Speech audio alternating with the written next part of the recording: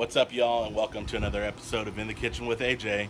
We're out here in the greatest kitchen of all, the great outdoors, aka God's Kitchen. I got my Traeger fired up today. We're going to be doing 2 racks of pork spare ribs with 2 different seasonings, which I'll get into here in a second.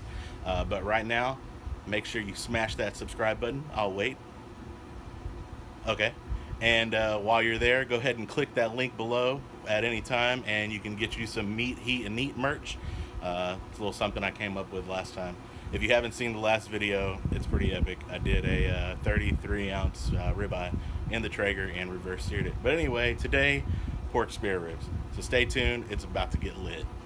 I'm an American by birth, Texan by the grace of God. All right, I got all my ingredients laid out right here. I got 2 racks of pork spare ribs. There's a bunch of flies trying to get on. No flies, it's not even cooked yet. I got Holy Cow from Meat Church. This one's a little bit more peppery, as you can kind of see in there. And from Meat Church also, the Gospel. This one's a little bit sweeter, so it's really, really good on pork. A little bit of olive oil, and of course, for show, the topo. All right, here we go. Move, love bugs. They're still raw. First thing we're going to do is remove the membrane.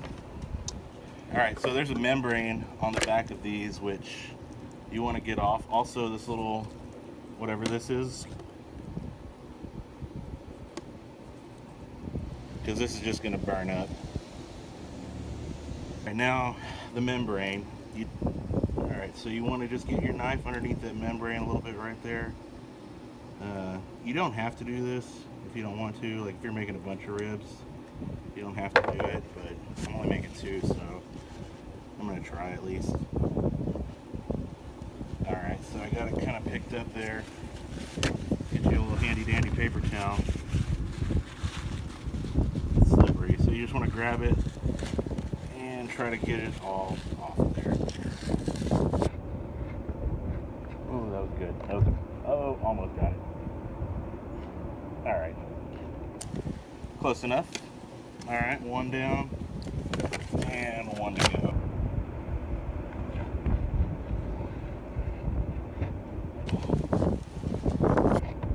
Okay. All right, so now that we got our membranes off, I'm just gonna hit a little bit of olive oil on here to give the rub something to stick onto, as per usual. Not too much, don't go too crazy. And just get it nice and evenly spread out. This rack's gonna get the Gospel, which it's a little bit more sweet. That's why they say it's for chicken and for pork. And we got pork ribs, so here we go. I don't want to go too heavy on it. So just a real quick dash on there. Nothing too crazy. I'm gonna be doing 2 different rubs on here. I like to do the back first, and then move that little guy over there. And then we'll get the back of the other one. Again, a little bit of olive oil. Nice and a good like on there. And on these guys, I'm going to hit the Holy Cow from Meat Church. This one's a little bit more peppery. I use this one on steaks. It's really, really good. And it's also good on ribs because I've done it before.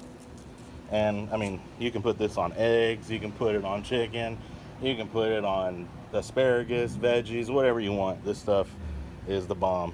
A little flippy flip. A little flippy flip.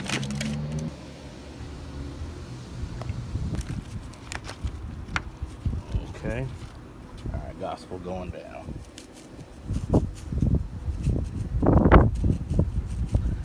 It's hard to season evenly in the wind, just so you know. I don't know if you know that or not. Note to self. And the Holy Cow.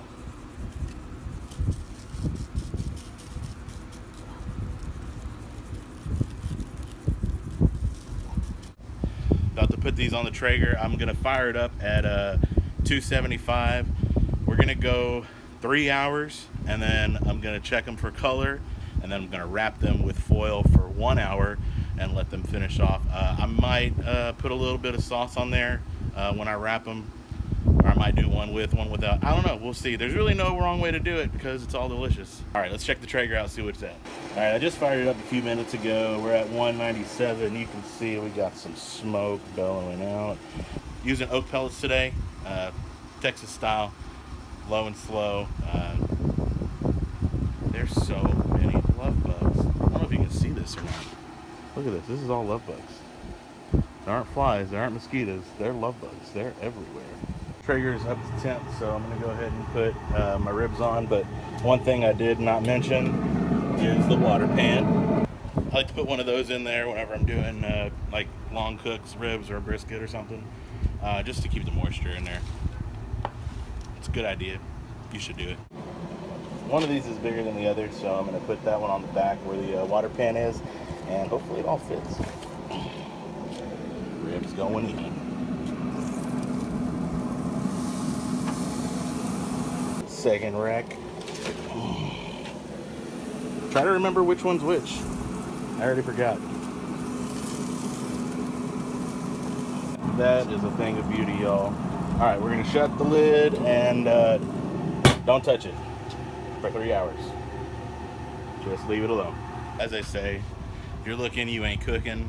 So pop a top on a topo and I don't know, chill out, I guess. Maybe I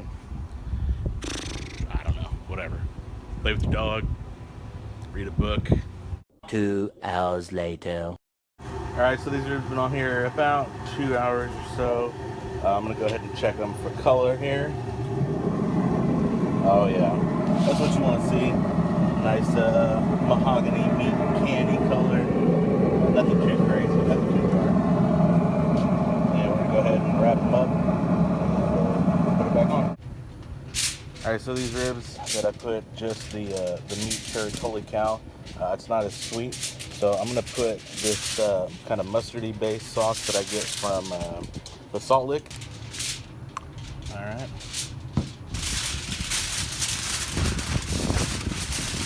Keep that steam locked in while they're cooking. And we can make them really soft. And we're going to go back in meat side down. Alright, here's my second rack. Alright, we're back at the Traeger. I got the meat side down, just wrapped them up, put the sauce, and we're going to go for at least another hour. I'm going to check them at about an hour and see if they're done. Now we just wait. Again, maintain this temperature, which is easy with the Traeger because, I mean, it does it all for you. Also, I have my cap on backwards, so that means I'm in business now. I guess I was just kidding before. Alright, so we've been on here, a little bit over an hour after I wrapped them. And I was checking just a couple of minutes ago, and they are definitely done. They're pretty pliable in there, so I just burned my hand pretty good. Anyway, I'm going to pull them out and put them on my cutting board, and then we get to eat.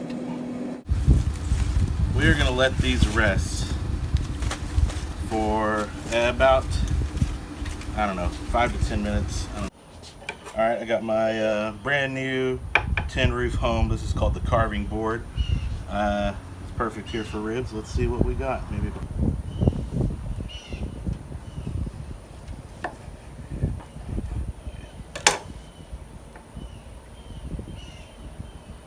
Oh man, look at that.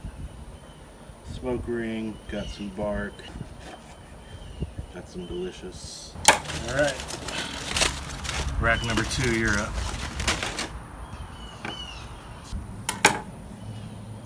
See how these are nice and bendy, but they're not too bendy to where it falls off the bone. Falling off the bone actually is not good. They should tear from the bone easily, but not completely fall off, at least in a competition.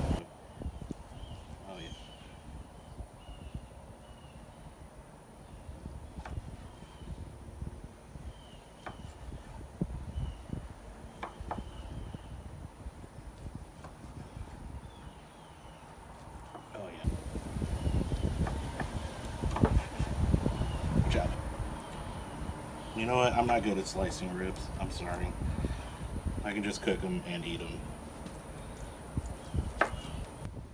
Check out that bark, that smoke ring. Oh yeah, that's gonna be good. Thanks for tuning in to another episode of In the Kitchen with AJ. If you liked it, make sure you hit the like button, comment, say what you want me to cook next, whatever. Hit the subscribe button, click the link below for some meat, heat, and eat merch, and keep on that cue.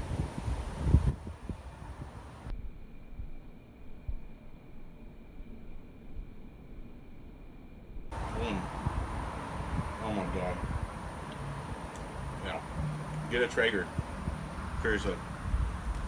Oh my god. I can't even.